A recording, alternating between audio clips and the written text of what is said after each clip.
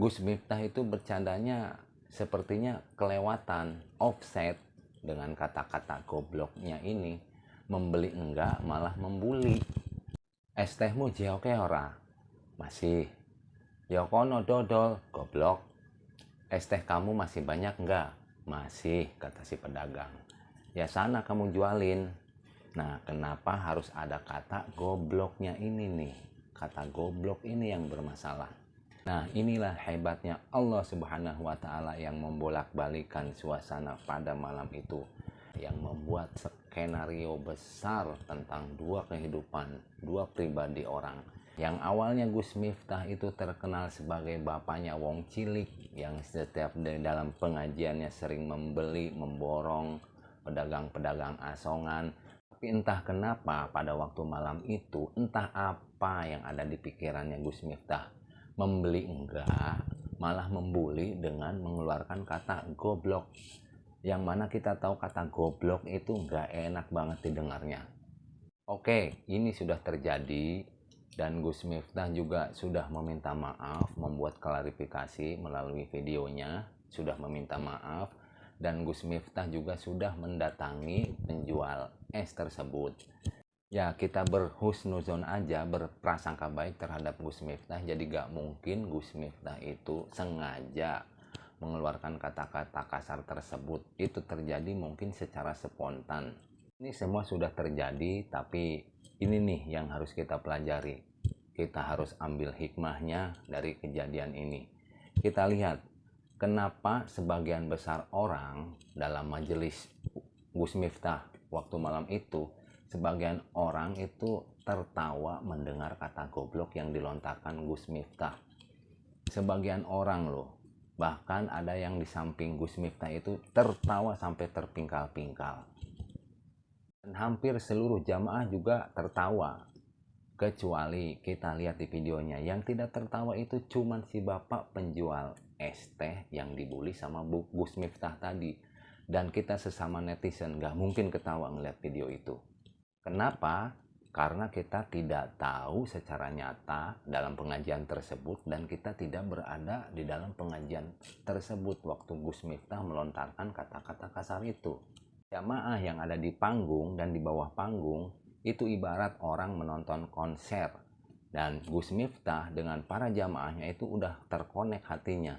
Sehingga apapun guyonan bercandaannya Gus Miftah pada waktu malam itu dianggap biasa, bahkan terkesan lucu oleh para jamaahnya.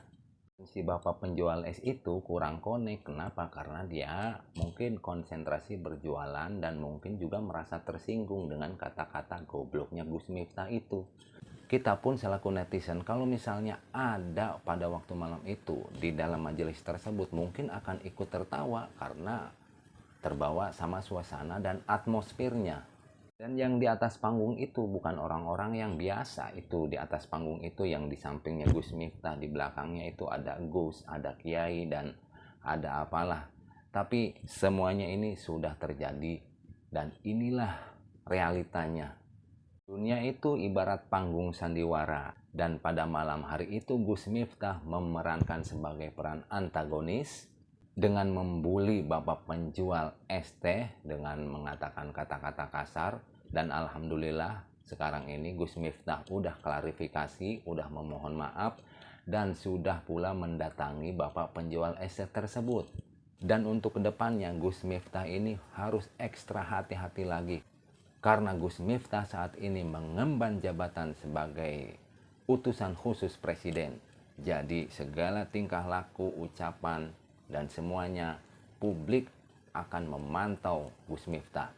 Dan yang luar biasa, si bapak penjual es teh dengan asbab dibully oleh Gus Miftah, Allah insya Allah angkat derajatnya setinggi-tingginya. Tadi di video Tok saya melihat Ustadz Dery Sulaiman bahwa temannya Bapak Haji Andre sudah WA kepada Ustadz Dery Sulaiman untuk mengirim duit 10 juta. Dan kemudian juga Clara Sinta video call kepada Ustadz Dery Sulaiman dan yang lain-lainnya yang ingin memberangkatkan umroh pedagang es tersebut. Nah, inilah hikmahnya, inilah pelajarannya dari kejadian pembulian oleh Gus Miftah kepada penjual es pada malam itu. Tetaplah berprasangka baik, dan inilah hikmahnya. Sesungguhnya di dalam kesusahan pasti ada kemudahan. Di dalam orang menghina kita, pasti Allah akan angkat derajat kita. Inilah pelajaran sesungguhnya. Di dalam kesusahan pasti ada kemudahan. Dan doanya orang-orang yang terzolimi itu insya Allah pasti manjur. Semoga kita bisa mengambil hikmah dan pelajaran dari kejadian ini. Tetap jaga hati, jaga mata, jaga telinga, jaga lisan. Wassalamualaikum warahmatullahi wabarakatuh.